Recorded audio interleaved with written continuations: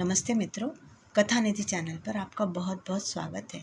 हमारी आज की कहानी का नाम है बेइज्जती। तो चलिए कहानी शुरू करते हैं। कहानी अच्छी लगे तो एक लाइक ज़रूर कीजिएगा। बस रीमा, बहुत हो गया। तुम्हारी हिम्मत कैसे हुई मेरी पत्नी की इस तरह से बेइज्जती करने की? अरे होती कौन हो तुम, और ये हक तुम्हें किसने दे दिया? जैसी रीमा ने अपनी भाभी आंचल की तरफ आंखें तरेरी तो अचानक से रोहन सीमा का हाथ पकड़कर चिल्ला पड़ा। भैया, तुम इस औरत के लिए मुझसे ऐसी बातें कर रहे हो? क्यों? खबरदार रीमा, जो तुमने अब आंचल के बारे में एक और शब्द भी कहा। ये मेरी पत्नी है, मेरे लिए कोई गैर इंसान नहीं है। आज सुबह सुबह ही रीमा बड़ी ही जल्दबाजी में हड़बड़ाती हुई ससुराल से मायके आई और घर में आते ही सबसे पहले अपनी माँ विमला से बोली, माँ, कहाँ है तुम्हारी बहू? बुलाओ उसे। बेटी को यूं घबराया हुआ और पसीने से लथपथ देखकर विमला जी बोली, अरे रुक तो सही रीमा, इतनी भी क्या जल्दी है बेटी? थोड़ी सांस तो ले ले, पानी पी ले। नहीं माँ नहीं, आपको पता है ना, मेरे पास बिल्कुल टाइम नहीं है पानी वानी पीने का। पानी वानी पीने की तो बात भी बहुत दूर की है। आप बस जल्दी से अपनी बहू को बुलाओ, मैं बड़ी मुश्किल से टाइम निकाल कर आई हूँ।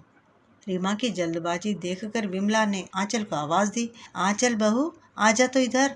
देख, तेरी ननंद आई है, क्या कह रही है, इसकी सुन तो। सास की आवाज सुनकर आंचल किचन से निकल कर आ गई। गर्मी का मौसम, पसीने से भीगी आंचल को देखते ही पहले तो रीमा ने मुंह बना लिया, फिर उसे ऊपर से नीचे तक यूं देखा जैसे किसी तुच्छ चीज को देख रही हो। फिर बड़े ही ताव में उसने आंचल से कहा, भाभी, एक काम करो, जल्दी से अपनी सारी साड़ी दिखाओ तो मुझे, जो मेरे यहाँ मेरी ननद की शादी में तुम पहन के आने वाली हो। रीमा की बात सुनकर आंचल को बड़ा ही अजीब लगा। उसने धीरे से कहा, साड़ियाँ? हाँ हाँ, साड़ियाँ। अब साड़ी भी समझ में नहीं आ रही क्या? दिखाओ तो सही, कौन सी साड़ियाँ पहनकर आ रही हो मेरे यहाँ। ऐसा ना हो कि कोई भी साड़ी उठाओ और पहन के आ जाओ मेरे घर में मेरी नाक कटवाने के लिए। इसलिए तो टाइम निकाल कर भागती हुई चली आई हूँ यहाँ पे। जल्दी करो, मुझे जाना भी है, घर में बहुत काम है, शादी का घर है। रीमा की हड़बड़ाहट और उसकी जल्दबाजी देखते हुए आंचल अपने कमरे में जाकर अलमारी खोलकर अपनी सारी साड़ियाँ निकालकर रीमा के आगे लाकर रखती हुए बोली, दीदी देख लीजिए, ये है मेरी साड़ियाँ, इसमें से आपको जो अच्छी लग रही होगी आप बता दीजिए, मैं उसी को पहन लूँगी। रीमा ने एक नज़र साड़ियों पर डाली और मुंह बनाते हुए बोली, अरे भाभी, ये तो सारी आपकी शादी की साड़ी है, आपके मायके की। आंचल मुस्कुराते हुए बोली, हाँ दीदी, ये मेरी शादी की ही साड़ियाँ हैं, इसी में से सोच रही थी कि कोई एक पहन लूँगी। आप बताइए कौन सी अच्छी लग रही है। अरे मेरी अच्छी भाभी, तुम्हारा दिमाग तो सही है। माँ, ये सब क्या है? ये साड़ी पहनेंगी? ऐसी मिलती जुलती साड़ियाँ तो मैं अभी अपनी नौकरानियों को बांट कर आई हूँ शादी में पहनने के लिए। और ऐसी साड़ी अगर मेरी भाभी भी पहन लेगी तो बताओ, दोनों साथ में खड़ी हो जाएंगी तो कैसे पता चलेगा कि कौन मेरी भाभी है और कौन घर की नौकरानी? अरे क्या मुंह दिखाऊंगी मैं सबको, क्या कहेंगे लोग? माँ, ये सब तो नहीं चलेगा। तुम एक काम करो, इसके लिए कोई ढंग की महंगी साड़ी खरीदवाओ।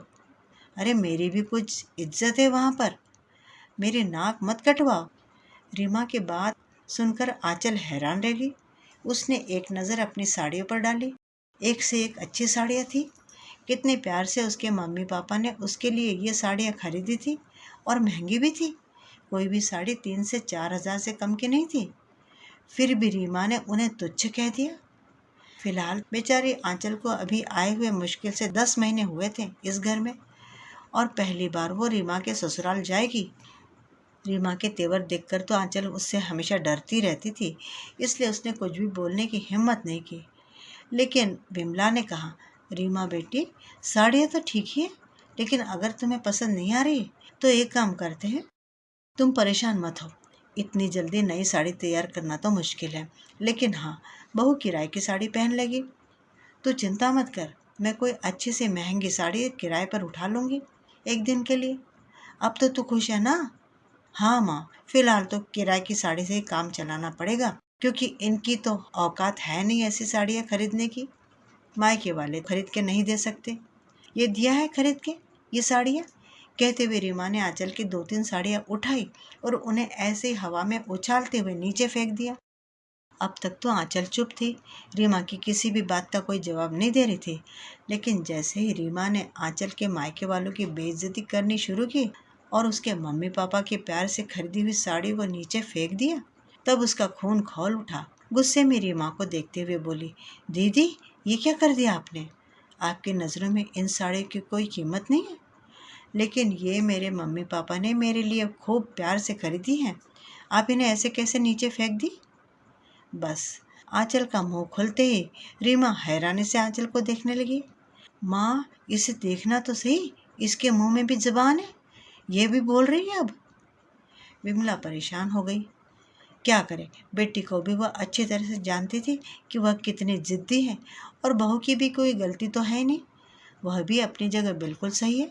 विमला ने बात को संभालते हुए कहा, अरे बेटी छोड़ ना तो, चल अब फैसला हो गया ना कि वह किराए की साड़ी पहन लेगी।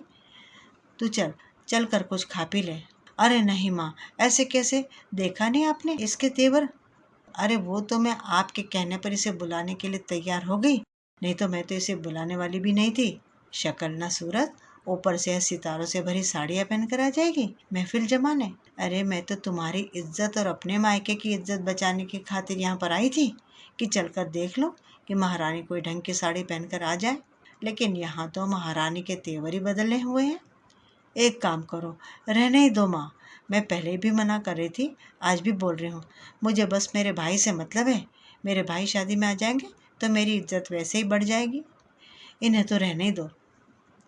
अरे नहीं बेटी, कैसी बात कर रही है? शादी का घर है, कितने काम होते हैं, बहू रहेगी तो तेरे भी कुछ काम में मदद तो हो ही जाएगी। ना माँ, आपको क्या लगता है मेरे ससुराल में मुझे काम करना पड़ता है? अरे माँ, मेरे ससुराल में इतने नौकर चाकर हैं कि मुझे किसी की ज़रूरत नहीं पड़ती काम के लिए। वो तो आपके कहने पर बस मैं यहाँ चली आई हूँ। कहते हुए गुस्से में आंचल को घूरने लगी रीमा। रीमा की हरकत से आंचल की आंखों में आंसू जरूर थे, लेकिन वो भी रीमा की तरह गुस्से में धधक रही थी, क्योंकि इतनी बेइज्जती उसने भी अपनी पूरी जिंदगी में कभी नहीं सही जितनी कि रीमा ने आज कर दी। आंखों में आंसू लिए अपनी साड़ियों को उठाते हुए आंचल ने कहा, दीदी अब तक तो मैं चुप थी, कुछ भी नहीं कह रही थी, इसलिए क्योंकि यह मेरे माँ बाप के संस्कार थे। मेरे माँ बाप ने मुझे सिखाया था कि ससुराल में सास और ननद को बर्दाश्त करना पड़ता है, लेकिन साथ ही साथ ये भी सिखाया था कि बर्दाश्त करने की भी एक हद होती है। जहाँ बात आत्मसम्मान किया जाए, वहाँ बर्दाश्त करना मतलब खुद को नीचे गिराना होता है। और आपकी हिम्मत कैसे हुई मेरे मायके की दी हुई साड़ियों को ऐसे नीचे फेंकने की? आपके लिए होंगी तुच्छ, लेकिन मेरे लिए बहुत कीमती है, और इसकी जगह आपकी ये महंगी महंगी साड़ियाँ बिल्कुल भी नहीं ले सकती, और वो भी किराए की साड़ियाँ। इन साड़ियों में मेरे माँ बाप की मेहनत की कमाई लगी हुई है, खून पसीने की कमाई लगी है, उनका प्यार है, इसमें उनकी पसंद है। आइंदा से मेरे सामान के साथ ऐसी हरकत कभी मत करना।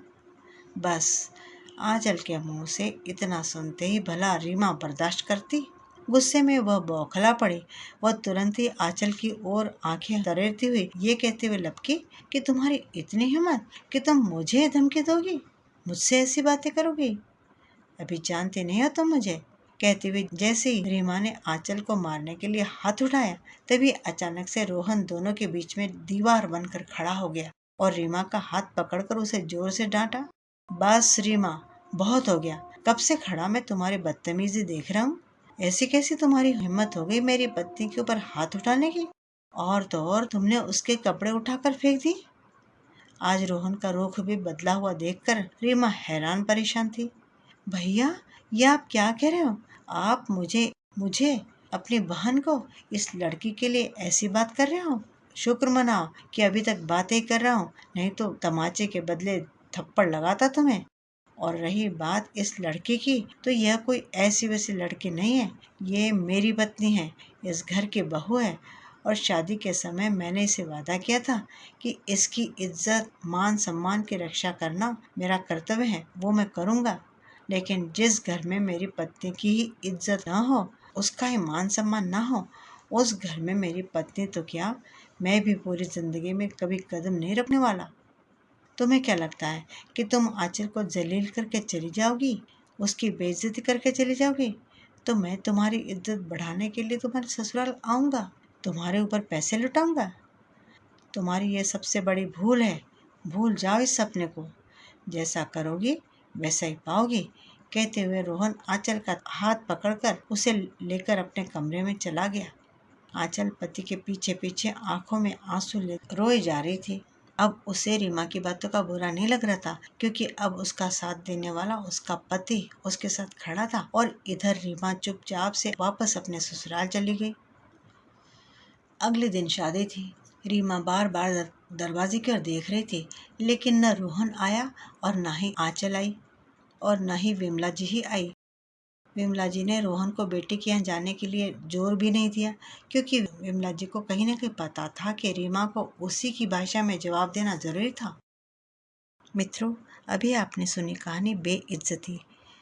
कहानी आपको कैसी लगी? क्या रीमा का इस तरह का व्यवहार सही था? क्या आंचल ने जिस तरह से जवाब दिया वो गलत तो नहीं था ना?